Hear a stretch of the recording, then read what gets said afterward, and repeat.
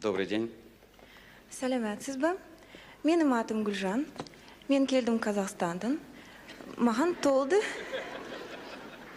24 жыл. Мен жұмыс істеймін экспериментальная лаборатория, модельер-конструктор.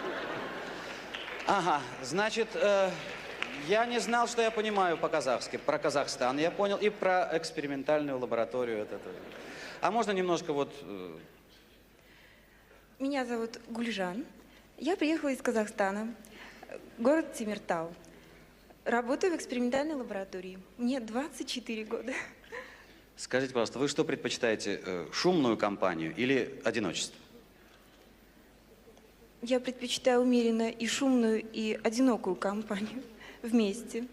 Это я не понял, как-то вместе можно. Ну, то есть полчаса можно неплохо отдохнуть, повеселиться, а полчаса потом побыть в